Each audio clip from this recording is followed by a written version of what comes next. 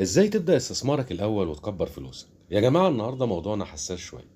كتير من الناس عايزين يبدأوا يستثمروا لكن مش عارفين منين أو خايفين يضيعوا فلوسهم. النهاردة في اقتصاد ببساطة هقول لك خطوات عملية تبدأ بيها فعلا أول استثمارك وازاي تكبر فلوسك من غير وجع دماغ وباللغة اللي نفهمها كلنا. أول خطوة حدد هدفك ومدة استثمارك. قبل ما تحط جنيه واحد اسأل نفسك، أنا عايز أربح بسرعة ولا عايز استثمار طويل المدى؟ لو هدفك سريع في استثمارات قصيرة المدى، لو هدفك بعيد يبقى استثمر في حاجة تكبر معاك مع الوقت زي الأسهم أو صناديق الاستثمار. تاني خطوة ابدأ بمبلغ صغير، ما تبدأش بكل الفلوس اللي معاك.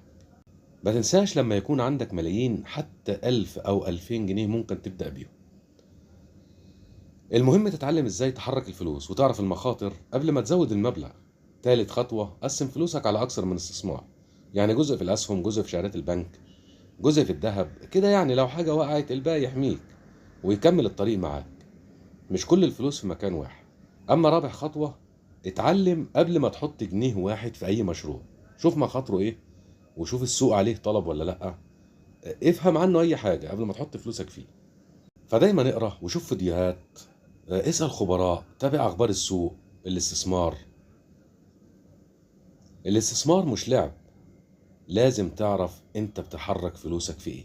خامس واهم خطوة الصبر والانضباط.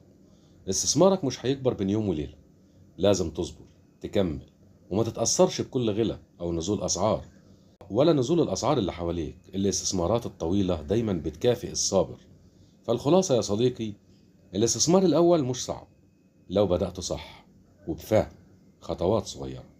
كل جنيه تحطه دلوقتي ممكن يكبر ويصنع لك حرية مالية بكرة.